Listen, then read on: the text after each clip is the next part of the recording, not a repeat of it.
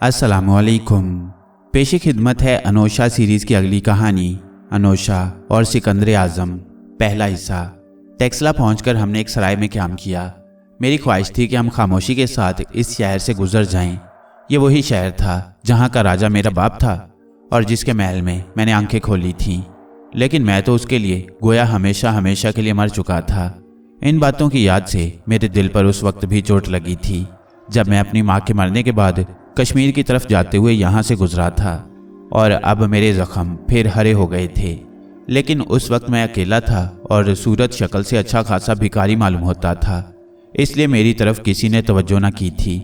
लेकिन अब तो मैं अकेला न था, मेरे साथ सारंग बाबा थे, मेरे साथ शानी था, मेरे साथ ओशा थी और ओशा का पालतू सांप अंबर था। और सबसे बड़ी बात यह कि हालात में एक ऐसी तब्दीली पैदा हो चुकी थी जो मेरे वहमो गुमान में भी ना थी। उस वक्त जब मैं कश्मीर जाते हुए टेक्सला से गुजरा था तो मुझे सराय के मुसाफिरों की जुबानी मालूम हुआ था कि कुछ रोज़ पहले राजा अम्बी और महाराजा पोरस के दरमियान एक खौफनाक लड़ाई हुई है, जिसमें पोरस ने अम्बी की फौजों का पलीथन निकाल कर रख दिया है। और अब सराय में पहुंचते ही मुझे पहली बात जो मालूम हुई वो ये थी कि यूनान की रियासत मकदूनिया के बादशाह फिलिप का बेटा सिकंदर मिस्र, ईरान और अफगानिस्तान के इलाकों को फतह करने के बाद हिंदुस्तान आ पहुंचा है। राजा अम्बी ने लड़ाई किए बगैर सिकंदर की अतात कबूल कर ली है और अब वो टेक्सला में राजा अम्बी का मेहमान है। सिकंदर दरिया सिंध को अबूर करके राजा अम्बी की रियासत में दाखिल हुआ था तो अम्बी ने 700 सवारों का एक दस्ता उसके इस्तकबाल के लिए भेजा था और रेशमी झूलने वाले 30 हाथी, चांदी के तोड़ों से लदी हुई बैलगाड़ियाँ और बेशुमार कीमती तोहफे सिकंदर की खिदमत में पेश किए थे। एक खास हाथी सिकंदर की बीवी रुखसाना की सवारी के लिए भेजा गया था, जिसके साथ ख्वाजा सराओं की एक जमात भी थी।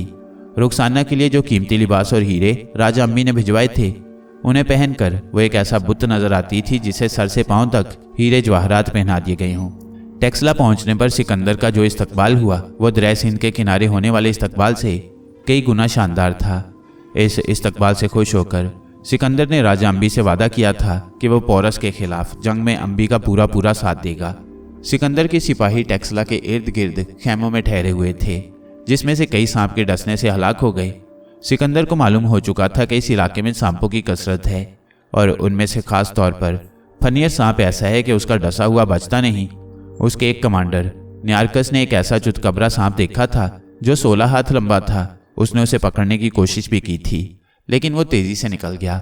सिकंदर को यह भी मालूम हो गया था कि इस इलाके में सांप को मुकद्दस समझा जाता है और यहाँ कुछ लोग ऐसे भी हैं जो सांप के कांटे का इलाज करते हैं। उसने राजा अम्बी को हदायत कर दी थी कि उसकी रियासत में जो लोग भी सांप के कांटे का इलाज करते हैं उन्हें उसके हजूर पेश किया जाए। राजा अम्बी के सिपाही गांव-गांव बस्ती बस्ती जाकर तमाम सपेरों, जोगियों और सन्यासियों को टेक्सला ले आए थे। उन लोगों की तादाद कोई 50 के करीब थी। जब उन्हें सिकंदर के सामने पेश किया गया तो वो उनके साथ बड़ी इज्जत से पेश आया। उसने हुक्म दिया कि इन तमाम लोगों को उसके लश्कर के करीब एक खैमे में ठहराया जाए और जिसे भी सांप डस ले इसका उन लोगों से इलाज कराया जाए। सिकंदर ने यह हुक्म भी दिया कि जहाँ कहीं भी कोई ऐसा शख्स नजर आए जो सांप के डसे का या किसी और बीमारी का इलाज कर सकता हो, उसे फौरन उसके हजूर पेश किया जाए। हम सपेरे भी थे और जोगी भी, और सांप के कांटे का इलाज करने के अलावा भी बहुत कुछ जानते थे। चुनाचे रात बसर करने के बाद जब हम सुबह के वक्त आगे जाने के इरादे से सराय के बाहर आए तो दरवाजे पर राजा अम्बी के प्यादों ने हमें घेर लिया और हमें सिकंदर के पास ले गए। मैंने इससे पहले महाराजा पोरस को देखा था और अब वो सिकंदर मेरी निगाहों के सामने था, जो यूनान से निकलकर रास्ते की तमाम छोटी बड़ी हुकूमतों और सल्तनतों को अपने कदमों तले रौंदता हुआ टेक्सला तक आ पहुंचा था।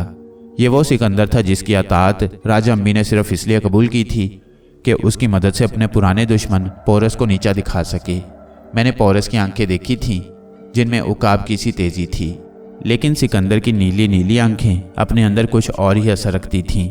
मुझे यूं लगा जैसे मैं शीशनाग की आंखें देख रहा हूं। राजा अम्बी मेरा बाप सिकंदर के पास बैठा हुआ बिल्कुल बेहैसियत मालूम हो रहा था। उसके चेहरे पर उस रोब-दाब का 1000वां हिस्सा भी न था जो मैंने पोरस के चेहरे पर देखा था। अम्बी के करीब ही मेरा वो सौतेला भाई बैठा था जो अम्बी की तीसरी रानी से था और जिसके मुतल्लिक नजूमियों ने यह बताया था कि राजमहल में रहना और राजपाट संभालना इस लड़के की किस्मत में लिखा है। ये वो राजकुमार था जिसकी खातिर मेरा बाप मुझे और मेरी माँ को भूल गया था। मैंने राजा अम्बी और उसके करीब बैठे हुए राजकुमार को सिर्फ एक नज़र देखा और मेरी निगाहें फिर सिकंदर के चेहरे पर जम गईं। ये उस शख्स का चेहरा था जिसे आधी दुनिया अपना बादशाह मान चुकी थी। आधी दुनिया का ये बादशाह अपनी जगह से उठा और चंद कदम चलकर सारंग बाबा के सामने आकर रुक गया। तुम हमें उन सपेरों से मुख्तलिफ नजर आते हो जो अब तक यहाँ लाए गए हैं। तुम कौन हो और कहाँ से आए हो? सारंग बाबा ने आदाब बजा लाने के बाद कहा, हम कश्मीर से आ रही हैं। मेरा नाम सारंग है और ये मेरे बच्चे अनोशा और ओशा हैं। सारंग, अनोशा और ओशा के नाम सुनकर राजा अंबी और उसके दरबारियों में खुसर फुसर होने लगी।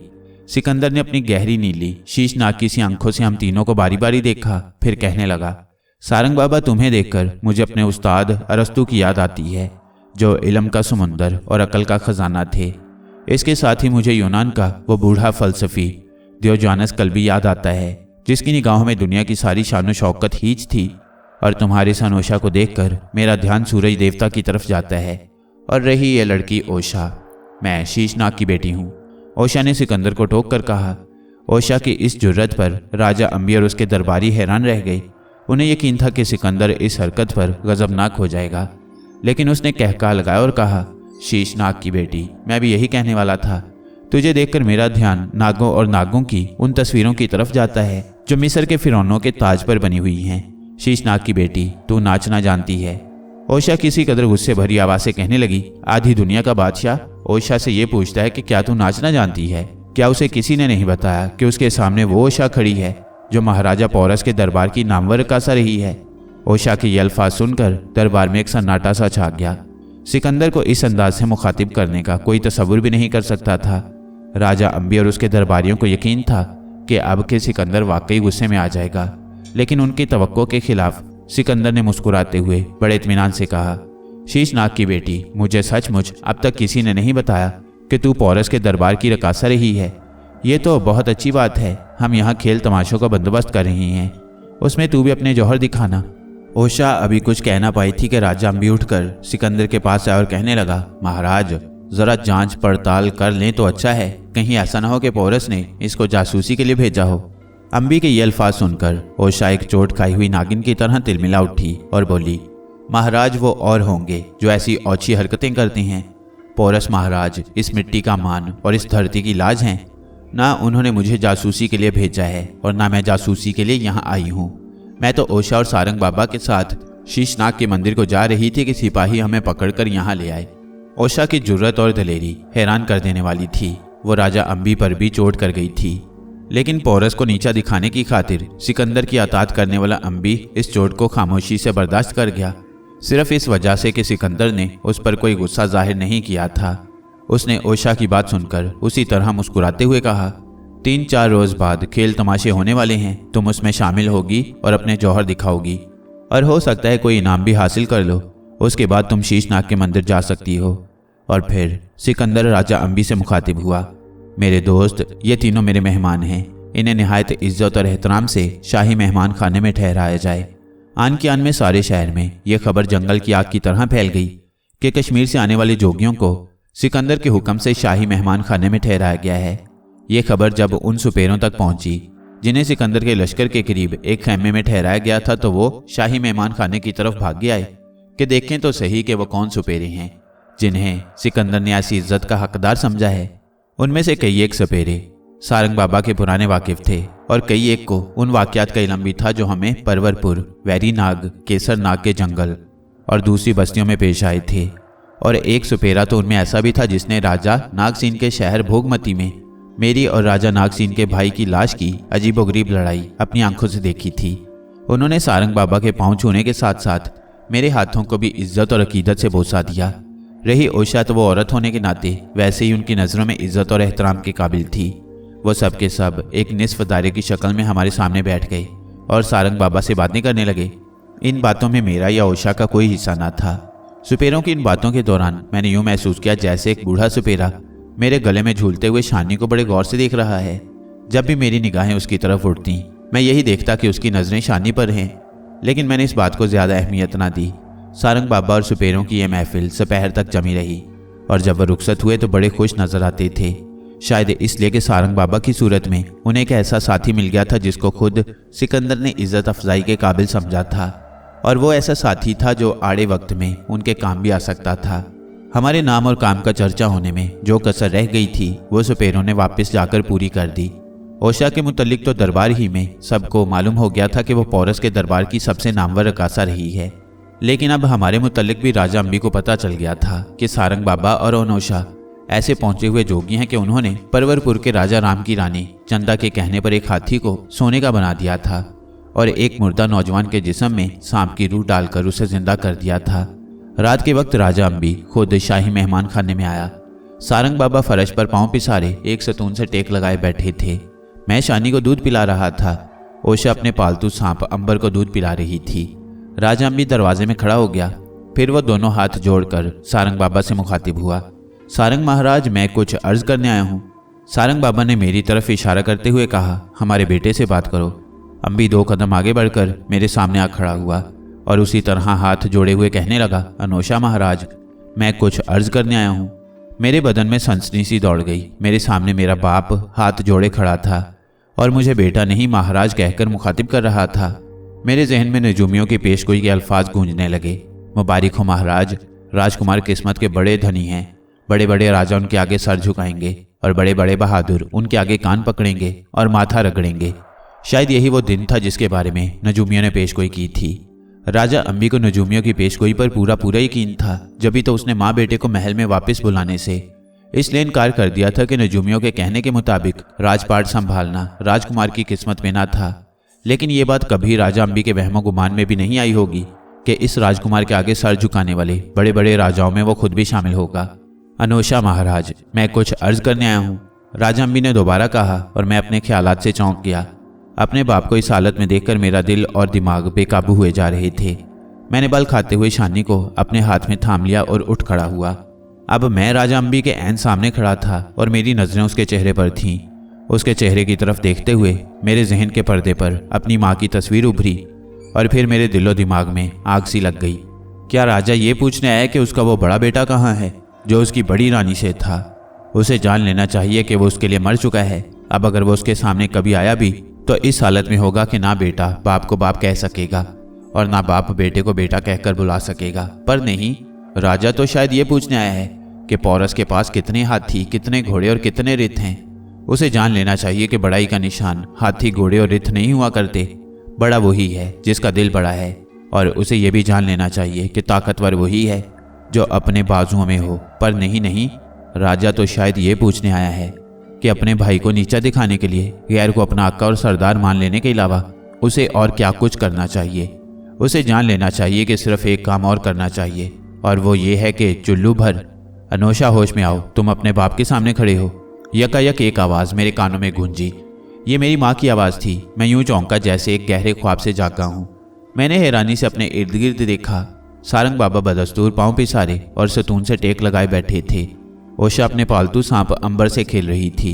शानी मेरे हाथ में था। मेरे सामने राजा अम्बी हाथ बांधे खड़ा था। मेरी निगाहें उसके चेहरे पर जमी थीं और मेरे होंठ यूं सख्ती से भिंचे हुए थे जैसे सी दिए गए हों। राजा अम्बी के चेहरे से ये जाहिर नहीं हो रहा था कि मैंने उसे कुछ कहा है।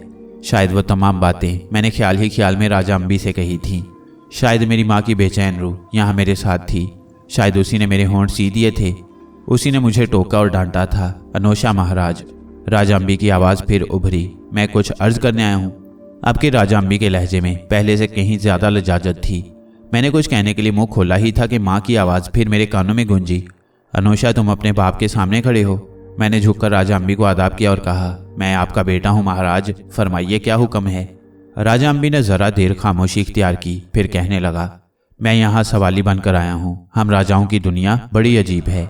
हम अपनी राय पर हुक्म चलाते हैं। उनका माल, उनकी जिंदगियां सब हमारे कब्जे में होती हैं। जंगल और खेत, सोना और चांदी, हाथी और घोड़े, सब कुछ हमारे बस में होता है। लेकिन इसके बावजूद कभी कभी हम ऐसी मुश्किल में फंस जाते हैं कि सोना चांदी, हाथी घोड़े और मालो दौलत से हमारी मुश्किल आसान नहीं हो सकती। ऐसे में हमें आप जैसे जोगियों के आगे सर झुकाना पड़ता है। आपके दरवाजे पर सवाली बनकर आना पड़ता है। राजा अम्बी ज़रा देर को रुका और फिर कहने लगा, महाराज, मेरी यह मुश्किल पोरस के खिलाफ सिकंदर की हमायत करने के बाद पैदा हुई है। मेरा और पोरस का कभी बराबर का जोड़ नहीं रहा। मेरी फौज कभी 5000 से ज़्यादा नहीं रही, जबकि पोरस के पास 200 हाथी, 4000 घोड़े और 200 रिथों के अलावा 30,000 प्यादा सिपाही हैं। मैंने सिकंदर को दोस्ती का पैगाम उस वक्त भेजा था जब वो काबुल की वादी को फतह करने के बाद वहाँ के राजा शीशीगुप्त के साथ काबुल में जश्न मना रहा था। फिर जब वो दरिया सिंध को अबूर करके मेरी सल्तनत की हद में दाखिल हुआ तो मैंने रेशमी झोलों वाले 30 हाथी, चांदी के तोड़ों से लदी हुई कई बैलगाड़ियाँ और बेशुमार कीमती तोहफे उसकी और उसके अफसरों की नज़र किए थे। बल्कि यूं कहिए कि मैंने अपनी पूरी सल्तनत चांदी की तश्तरी में रखकर सिकंदर को पेश कर दी थी। राजा अम्बी ने इतना कुछ कहकर ज़रा दम लिया और फिर बात शुरू की। महाराज, मैंने ये सब कुछ इसलिए किया था कि पोरस के मुकाबले में सिकंदर की हमायत हासिल कर सकूं। हम राजाओं की अपनी मुसीबतें और अपनी मजबूरियां होती हैं। ये वो दुनिया है जहां भाई भाई का बैरी होता है। यहाँ अपनी गर्दन बचाने के लिए भाई का गला काटना पड़ता है। यहाँ बेटा बाप को कत्ल करके उसकी गद्दी संभालता है। मैंने भी अपने और अपनी सल्तनत के बचाव के लिए सिकंदर का सहारा लिया है और यहीं से मेरी मुश्किल पैदा हुई है। वो क्या मुश्किल है महाराज? ये सारंग बाबा की आवाज़ थी। वो मुश्किल ये है महाराज, राजा अम्बी ने सारंग बाबा की बजाय मुझे ही मुखातिब किया। मैंने सिकंदर को जिस कदर चांदी दी थी उसने उससे कहीं ज़्यादा सोना मुझे दे दिया है। उसने मेरे साथ एक बराबर के बादशाह का सलूक किया है। उसने अपनी फ़ौज को हुक्म दे रखा है कि मेरे इलाके में लूट मार बिल्कुल ना की जाए। उसके फौजी शिकायत करते हैं कि सिकंदर ने इससे पहले मशरिक के किसी हाकिम, किसी बादशाह, किसी राजा को ये इज्जत नहीं दी। सच्ची बात यह है कि सिकंदर मुझे अपना दोस्त बनाकर बेहद खुश हुआ है। इस दोस्ती की खुशी में उसने खेल तमाशों का इंतज़ाम किया है। और महाराज, मेरी मुश्किल ये है कि मैं सिकंदर को इन खेल तमाशों के मौका पर कोई तोहफा नज़र करना चाहता हूँ। सोना, चांदी, रेशम, कम ख्वाब और हीरे जवाहरात की उसके नज़दीक कोई अहमियत नहीं। मैं उसे कोई ऐसा तोहफा देना चाहता हूँ जो नायाब हो, ऐसा तोहफा जो बेमिसाल हो। महाराज, आपने रानी चंदा के लिए सोने का हाथी बनाकर उसकी मुश्किल आसान की थी। मेरी मुश्किल भी आसान फरमाएं। मैं अभी सोच ही रहा था कि इस बात का क्या जवाब दूं कि सारंग बाबा की आवाज़ आई। इत्मीनान रखिए महाराज, आपकी मुश्किल आसान हो जाएगी। महाराजा पोरस और राजा अम्बी की दुनिया से बहुत दूर मशरिक की तरफ दरिया गंगा की वादी में शीशनाग राजाओं की रियासत मगध थी। शीशनाग, साकादरन, कशीमा धर्मन और कशत्रुजस इस खानदान के पहले 4 राजा थे। लेकिन उसका 5वां राजा बम्बीसार वो दिलेर और हौसलामंद हुक्मरान था जिसने शीशनाग खानदान की इस मामूली सी रियासत को एक वसी और ताकतवर सल्तनत बना दिया। उसी के ज़माने में जैन मत के बानी वर्धमान महावीर और बुद्ध मत के बानी महात्मा गौतम बुद्ध ने अपने मजहब का प्रचार शुरू किया। मगध के मशरिक में अंगा, बंगा, पंडोरा और सोहमा की छोटी छोटी रियासतें थीं। शुमाल में लच्छवी खानदान की रियासत विसाली थी। मगरिब में कौशल की रियासत थी और जनूब में कोसंबी और अवंती 2 रियासतें थीं जो मगध से कहीं ज़्यादा बड़ी और ताकतवर थीं। जब बम्बीसार तख्त पर बैठा तो कोसंबी पर पांडु खानदान का राजा ओदयान हुकूमत कर रहा था जो अवंती के राजा चंद्रा महासीन का दामाद भी था। बम्बीसार ने सबसे पहले कौशल के राजा की बेटी से शादी करके काशी का इलाका जहेज में हासिल किया। जब उसे इस तरह अपनी रियासत की मगरबी सरहदों की तरफ से इत्मीनान हो गया तो उसने मशरिक की तरफ तवज्जो की और अंगा, बंगा, निडूरा और सोहमा की छोटी छोटी रियासतों को फतह करके अपनी रियासत में शामिल कर लिया। इसके बाद उसने एक और शादी रियासत विसाली के लच्छवी खानदान के राजा की बेटी से की और इस तरह अपनी शुमाली सरहदों को भी महफूज कर लिया। बम्बीसार ने कोई 50 साल मगध के तख्त पर हुकूमत की। उसके बाद उसका बेटा अजातशत्रु मगध की गद्दी पर बैठा और उसने भी मगध की सरहदों को बढ़ाने का सिलसिला जारी रखा। सबसे पहले उसने शुमाली रियासत विसाली पर हमला किया और उसे फतह करके मगध में शामिल कर लिया। इसके कुछ अरसा बाद जब कौशल के ताकतवर हुक्मरान राजा प्राचीन अजीत ने वफात पाई तो अजातशत्रु ने कौशल पर हमला किया और कई खूनरेज लड़ाइयों के बाद उसे फतह करके अपनी सल्तनत में शामिल कर लिया। विसाली और कौशल को अपनी सल्तनत में शामिल करने के बाद अजातशत्रु ने कौसंबी पर हमले की तैयारियां शुरू कर दी। अजातशत्रु ने अभी रियासत कौसंबी के चंद इलाकों पर ही कब्जा किया था कि रियासत अवंती का राजा चंदा महासीन कौसंबी के राजा ओदयान जो कि उसका दामाद भी था उसको बचाने के लिए मैदान में आ गया और एक भारी फौज लेकर खुद मगध की तरफ बढ़ा। अजातशत्रु अगरचा विसाली और कौशल को फतह कर चुका था लेकिन वहाँ के लोग दिल से उसकी अताअत पर राजी न थे। अब जो अवंती के राजा ने मगध की तरफ चढ़ाई की तो ये खतरा पैदा हो गया कि कहीं अवंती, कौसंबी, कौशल और वैशाली मगध के खिलाफ इकट्ठे ना हो जाएं। अजातशत्रु ने हमले का ख्याल छोड़कर मगध की हिफाजत की तरफ तवज्जो की और दरिया गंगा के जनूबी किनारे पर वैशाली की तरफ से हमले को रोकने के लिए पाटलिपुत्र में मजबूत किला बनवाया और इसके साथ ही मुकाबले के लिए तैयारियां भी जारी रखीं। अभी ये तैयारियां जारी थी कि अजातशत्रु ने वफात पाई और उसकी जगह उसका बेटा दराशक गद्दी पर बैठा। दुराशक ने अपनी बहन पद्मावती की शादी कौसंबी के राजा ओदयान के साथ करके सुलह कर ली और अजातशत्रु ने कौसंबी के जिन इलाकों पर कब्जा कर लिया था वो भी वापस कर दिए। और इस तरह जंग के वो बादल जो इन रियासतों की फिजा पर छा गए थे तितर बितर हो गए। इसके बाद दुराशक या शीशनाग खानदान के किसी राजा ने अपने किसी पड़ोस के राजा से लड़ाई मोल नहीं ली, लेकिन अब मगध की रियासत एक ऐसी ताकतवर सल्तनत बन चुकी थी जिसका आसपास की रियासतों में कोई सानी न था। शीशनाग राजाओं ने मगध पर 360 साल तक बड़ी शानो शौकत से हुकूमत की। महानंद उस खानदान का आखिरी राजा था जिसे एक शख्स महापद्म नंद ने कत्ल करके हुकूमत पर कब्जा कर लिया और इस तरह नंद खानदान की बुनियाद डाली। महापद्म नंद नीच जात का था, इसलिए इर्द गिर्द के तमाम राजाओं ने उसके खिलाफ ऐलान जंग कर दिया। लेकिन महापद्म नंद नीच जात से ताल्लुक़ रखने के बावजूद एक आला दर्जे का हुक्मरान साबित हुआ। उसने कौसंबी, अवंती और दीगर रियासतों की फौजों को शिकस्त फाश दी और उन तमाम रियासतों को अपनी सल्तनत में शामिल कर लिया। इस तरह मगध की हदें जुनूब में दरिया नर्मदा और मगरिब में दरिया सतलुज तक वसी हो गईं। महापद्म नंद के बाद इस खानदान के कई राजा मगध के तख्त पर बैठे। जब राजा सुधानंद राजा बना तो उसने सबसे पहले हुक्म ये जारी किया कि वो तमाम मर्द मौत के घाट उतार दिए जाएं जिनका ताल्लुक शीशनाग खानदान से है। लेकिन किस्मत की बात कि शीशनाग खानदान का एक फर्द इस जुल्म का शिकार होने से बच गया। उसका नाम चंद्रगुप्त था और जब सुधानंद ने अपना ये जालिमाना हुक्म जारी किया तो वो कम उम्र था। उसकी दाई ने, जिसका नाम मोहरा था, अपने बच्चे की कुर्बानी देकर उसे बच निकलने में मदद दी और वह छुपता छुपाता मगध की हदूद से भागकर सतलुज के पार पहुंच गया। चंद्रगुप्त बेसरो सामानी की हालत में जगह जगह सर छुपाता फिरता था कि उसने सिकंदर के मुतल्लिक सुना कि टैक्सला के राजा अंबी को उसने अपना दोस्त बना लिया है और उससे वादा किया है कि वो पोरस के साथ लड़ाई में उसका साथ देगा। इससे चंद्रगुप्त के दिल में उम्मीद की एक किरण पैदा हुई और वो टैक्सला चला आया। अब वो सिकंदर से मुलाकात करना चाहता था ताकि नंद खानदान के जालिम राजा सुधानंद के बारे में उसे बताए और अपने खोए हुए तख्त को हासिल करने के लिए सिकंदर की इमदाद हासिल कर सके।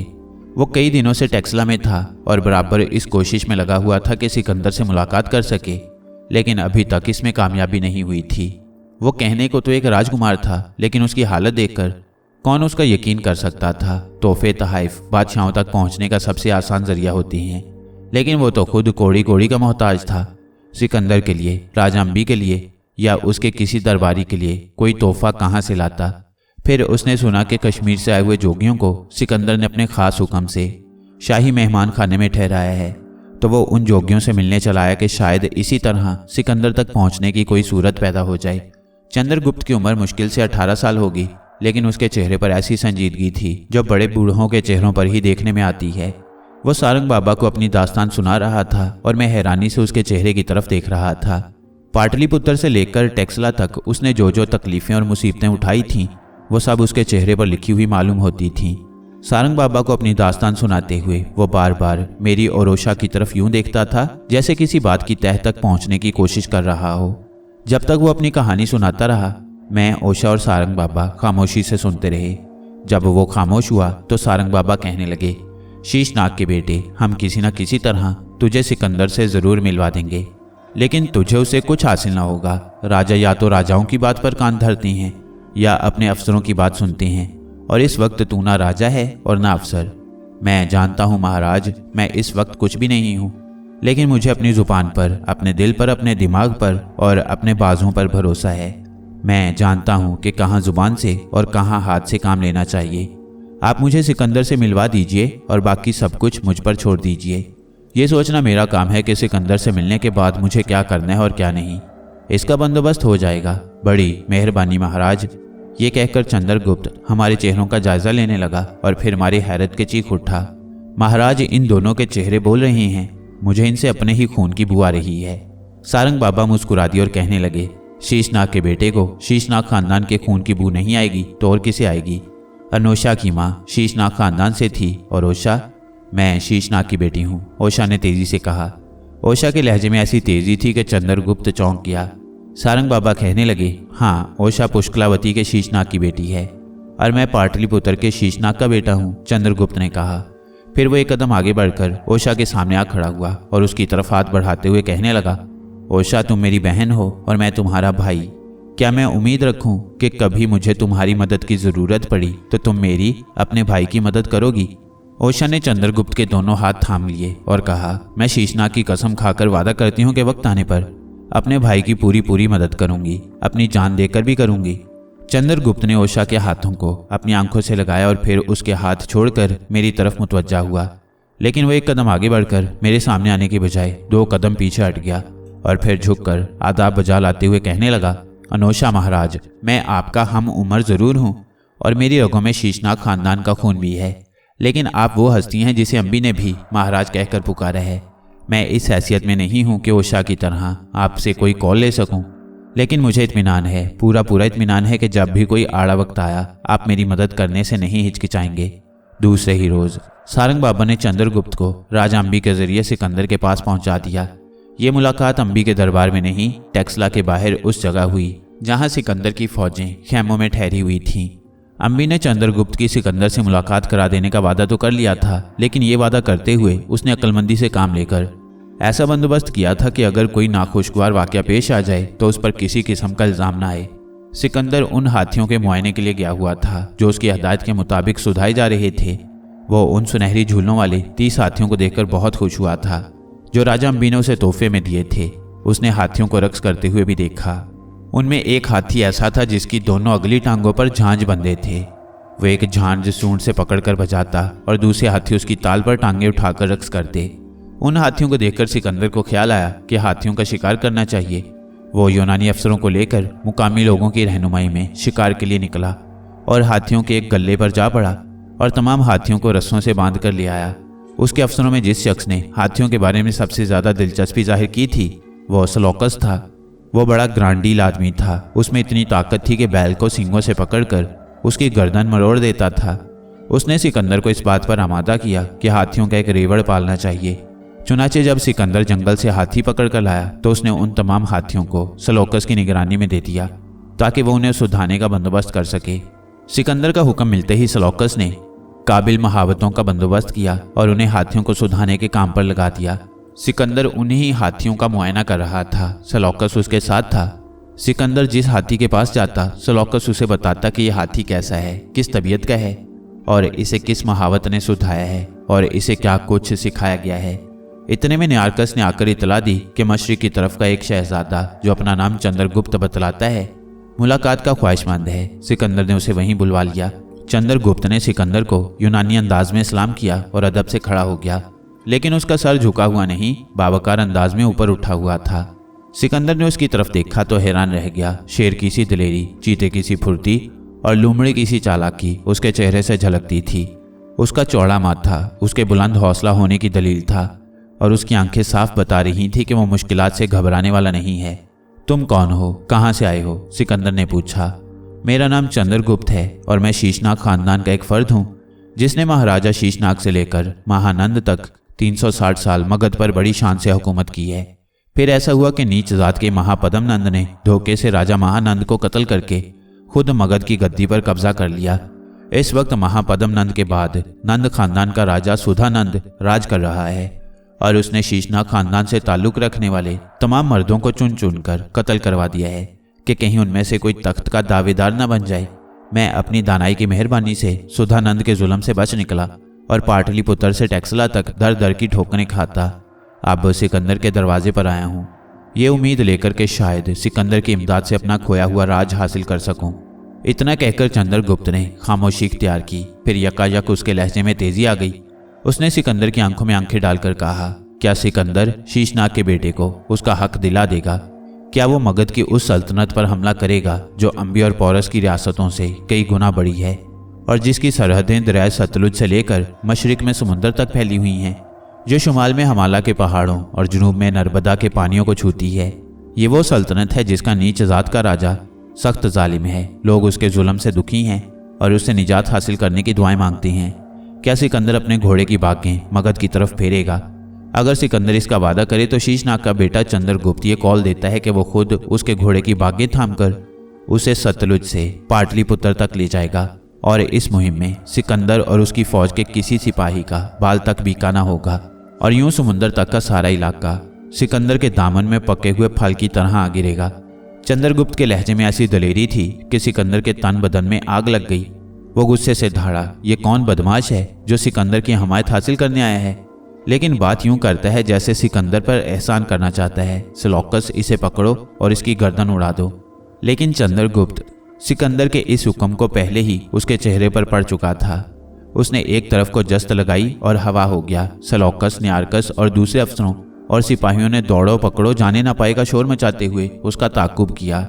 लेकिन वो सिपाहियों के खैमों की ओट में होता हुआ यूं गायब हो गया जैसे उसे जमीन निगल गई हो या आसमान खा गया हो। सिकंदर ने अगरचे गुस्से की हालत में चंद्रगुप्त की गर्दन उड़ा देने का हुक्म दे दिया था, लेकिन वो दिल ही दिल में उसकी दिलेरी पर अश अश कर रहा था। आज तक किसी ने यूं सिकंदर की आंखों में आंखें डालकर बात नहीं की थी। अचानक उसे वह बहरी डाकू याद आ गया कि जब वो गिरफ्तार होकर आया और सिकंदर ने उससे कहा, ओ कमबख्त, तेरी गारतगरी ने समुंदर की वुसअतों में आहो फरियाद का शोर बर्पा कर रखा है। अब तू मेरे काबू में आ गया है तो बता, तुझे मेरा कैदी बनकर रहना मंजूर है या अपनी तलवार से तेरी गर्दन उड़ा दूं? तो उस बहरी डाकू ने बड़ी दलेरी से जवाब दिया था, सिकंदर, तू जवां मर्द है और जवां मर्दों का ये काम नहीं कि अपने हम पेशा आदमियों को जलील करें। तेरा पेशा भी लूट मार है और मेरा पेशा भी लूट मार है। फर्क सिर्फ इतना है कि मैं समुद्री लुटेरा हूं और तू मैदानी लुटेरा। लेकिन ऐ सिकंदर, तू खुद इंसाफ कर। तू मेरी लूट मार को जुर्म समझता है, लेकिन अपनी लूट मार को क्या कहेगा? मैं तो एक छोटा सा डाकू हूं जो एक जहाज या काफिला ही लूटता है, लेकिन तू इतना बड़ा लुटेरा है कि मुल्कों के मुल्क लूट लेता है और खजानों के खजाने लूट कर भी तेरा दिल नहीं भरता। उस डाकू ने अपनी जान पहले ही हथेली पर रखी थी, इसलिए सिकंदर के सामने सब कुछ कह गया था।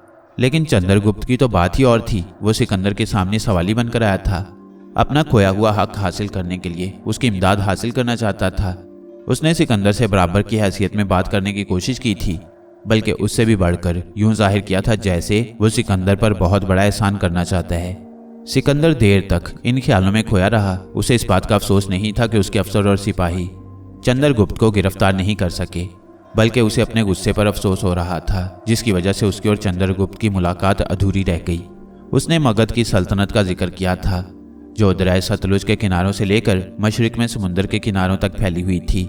सिकंदर उस सल्तनत के बारे में मालूमात हासिल करना चाहता था। उसने नजरें उठाईं। सामने सिलौकस खड़ा था और उससे चंद कदम दूर न्यारकस। सिलौकस ने अब तक सिकंदर के हर हुक्म की तामील की थी, लेकिन चंद्रगुप्त की गिरफ्तारी वो पहला हुक्म था जिसकी वो तामील न कर सका था। सिकंदर ने उसकी उदासी भांप ली और मुस्कुराते हुए कहने लगा, तुम ये गम न करो सिलौकस कि वो तुम्हारे हाथ ना आ सका। उसकी हैसियत ही क्या है कि हम उसके बारे में फिक्र करें। लेकिन उसने मगध की रियासत का जिक्र किया था, जो सतलुज से परे मशरिक में समुद्र के किनारों तक फैली हुई है। ये ऐसी बात है जिससे कुदरती तौर पर हमें दिलचस्पी होनी चाहिए। हम उस सल्तनत के बारे में मालूमात हासिल करना चाहते हैं, पूरी मालूमात, जल्द से जल्द। इसका बंदोबस्त हो जाएगा। सिलौकस ने सीने पर हाथ रखकर कहा। चंद्रगुप्त को ना जमीन निगल गई थी, ना आसमान खा गया था, और ना ही वो कोई छलावा था कि देखते ही देखते यूनानी सिपाहियों की नजरों से गायब हो जाता। बात सिर्फ इतनी थी कि मैंने सारंग बाबा के हुक्म से चंद्रगुप्त को उठाकर राजा अम्बी की रियासत से बाहर दरिया जेहलम के पार पहुंचा दिया था।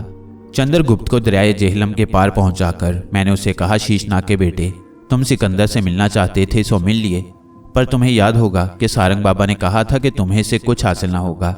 राजा या तो राजाओं की बात पर कान धरते हैं या अपने अफसरों की बात सुनते हैं, और इस वक्त तुम ना राजा हो ना अफसर। मैंने सारंग बाबा के हुक्म से तुम्हें यहाँ पहुँचा दिया है, शायद इसलिए कि कुदरत तुमसे कुछ काम लेना चाहती है। ऐसा ना होता तो इस वक्त तुम्हारा कटा हुआ सर सिकंदर के कदमों में पड़ा होता और तुम्हारी लाश को चीलें, कौवे और गिद्ध नोच रहे होते। चंद्रगुप्त बेख्तियार मेरे कदमों में झुक गया और कहने लगा, आपके हाथों मुझे नई जिंदगी मिली है। मैं आपका यह एहसान अपनी जिंदगी के आखिरी सांस तक नहीं भूलूंगा। मैं जब आप और सारंग बाबा की खिदमत में हाजिर हुआ था तो अपनी बहन ओशा से इमदाद का वादा लेने के बाद मैंने आपसे कहा था कि मुझे इत्मीनान है कि जब भी वक्त आया, जहां भी आया, आप मेरी मदद करने से नहीं हिचकिचाएंगे। लेकिन यह बात मेरे गुमान में नहीं थी कि वो वक्त इतनी जल्दी आ जाएगा। आपने मुझे सिकंदर के हाथों कत्ल होने से बचाया है, और सिकंदर से मुलाकात से मुझे अपनी ज़िंदगी का सबसे कीमती सबक मिला है। वो ये कि आदमी को उसी ताकत पर भरोसा करना चाहिए जो उसके बाजू में हो। हमारे अपने बाजू में ताकत हो तो दूसरे भी हमारी इमदाद के लिए तैयार हो जाते हैं। कमज़ोर का कोई साथ नहीं देता। ये दुनिया ताकत की दुनिया है और यहाँ जीने का हक सिर्फ उसी को है जो ताकतवर है। मैंने चंद्रगुप्त को अपने कदमों से उठाकर सीने से लगाया और फिर उसके शाने थपकते हुए कहा, तो जाओ शीशनाग के बेटे, सिकंदर ने तुम्हें जो सबक दिया है वो ही तुम्हारे लिए काफ़ी है। ये कहते हुए मैंने चंद्रगुप्त को रुखसत किया और खुद वापस हुआ। ये वापसी वैसे ही थी जैसे मैं ओशा को जंगल से लेकर महाराजा पौरस के पास लाया था। बिल्कुल उसी तरह जब सारंग बाबा की आवाज़ मेरे कान में पड़ी थी तो मैंने अपने आप को सारंग बाबा और ओशा के पास बैठे हुए पाया और यूं चौंका जैसे किसी गहरे ख्वाब से बेदार हुआ हूँ। लेकिन मैं जानता था कि ये ख्वाब नहीं है। मैं वाकई चंद्रगुप्त को यूनानी सिपाहियों के खेमों के पास से उठाकर दरिया झेलम के पार छोड़ाया था और फिर ज़रा देर बाद ही सारंग बाबा ने मुझे और ओशा को पुष्कलावती की तरफ भेज दिया। ओशा को शीशनाग के मंदिर में हाजिरी देनी थी और मुझे सारंग बाबा की हदायत के मुताबिक सुरख हीरे शीशनाग की नज़र करने थे। सफ़ेद हीरे मैं तक्षक नाग की भेंट कर चुका था और सुरख हीरे शीशनाग की अमानत थे। पुष्कलावती वो जगह थी जहां ओशा पैदा हुई थी और जहां मैंने अपनी ज़िंदगी के पहले 10 साल गुजारे थे। पुष्कलावती और उसके आसपास के खूबसूरत मंजर मेरे दिलो दिमाग में बसे हुए थे। लेकिन पुष्कलावती पहुंचकर मेरी निगाहों ने जो कुछ देखा वो कभी मेरे तसव्वुर में भी नहीं आ सकता था। शहर एक भयानक खंडर में तब्दील हो चुका था और दूर दूर तक कोई गांव, कोई बस्ती ऐसी नज़र नहीं आती थी जो तबाह ना हो चुकी हो। हर तरफ वीरानी और तबाही का राज था। जहाँ कभी इंसान बसते थे अब वहाँ उल्लू बोल रहे थे। मैं ओशा को लेकर शीशनाग के मंदिर में पहुंचा। मंदिर का बैरूनी हिस्सा तबाह हो चुका था लेकिन उसके अंदर शीशनाग की अजीम मूर्ति अभी मौजूद थी। मगर अब वहाँ ना कोई पैरोहत था और ना पुजारी, ना कोई चढ़ावे चढ़ाने वाला और ना कोई उन्हें कबूल करने वाला। शहर के खंडरों की तरह मंदिर पर भी वीरानी और खामोशी छाई हुई थी। ओशा फटी फटी आंखों से शीशनाग की मूर्ति को देख रही थी। वो तो ये इरादा करके आई थी कि शीशनाग के सामने अपने नाच का नजराना पेश करेगी, लेकिन मंदिर की वीरानी ने उसके दिल पर खौफ तारी कर दिया था। ओशा की हालत तो जो थी सो थी। खुद मेरी हालत ये थी कि मुझे अपना दिल डूबता हुआ महसूस हो रहा था। मैं सोच रहा था कि अब क्या करूं और क्या ना करूं। कुछ समझ में नहीं आता था कि ये क्या हो गया है और कैसे हो गया। मेरे कबीले पर तबाही कैसे आई? कोई जलजला आया था या आसमान से कोई आफत नाजिल हुई थी? आखिर मैंने हौसला किया, सुरख हीरे अपनी झोली से निकालकर अपने दामन में डाले और शीशनाग की मूर्ति के सामने जा खड़ा हुआ। तक्षक नाग के मंदिर में जब मैंने सफ़ेद हीरे नज़र किए थे तो रिवाज के मुताबिक सारी रस्में अदा कर चुकने के बाद पैरोहत ने सिंदूर से मेरे माथे पर निशान लगाया था। लेकिन यहाँ शीशनाग के मंदिर में अब ना कोई पैरोहत था और ना सिंदूर का प्याला। मगर जब मैंने सुरख हीरे शीशनाग की नज़र किए और सारी रस्में पूरी कर लीं तो ओशा आगे बढ़ी और उसने मेरे माथे पर निशान लगा दिया। यह निशान सिंदूर की तरह सुरख नहीं, खून की तरह सुरख था। ओशा ने मेरे माथे पर अपनी उंगली से खून निकालकर निशान लगाया था और फिर उसके मुंह से चंद अल्फाज निकले, वो अल्फाज जो उसकी अपनी जुबान में नहीं थे। जाओ और ये हीरे ले जाकर सिकंदर के दामन में डाल दो। मैंने हैरानी से ओशा की तरफ देखा। ये अल्फाज कहकर उसके होंठ फिर बंद हो गए थे। मैं समझ गया कि किसी गैबी और पुरस्कार ताकत ने ओशा की जुबान से अल्फाज कहलवाए हैं और कुदरत यही चाहती है कि ये हीरे जो मैं शीशनाग के लिए लाया था सिकंदर के पास पहुंच जाएं। मैंने वो हीरे समेटकर दोबारा अपनी झोली में डाल लिए और फिर ओशा का हाथ थामकर पुष्कलावती की दर्दनाक तबाही पर खून के आंसू बहाता हुआ टेक्सला को वापस हुआ।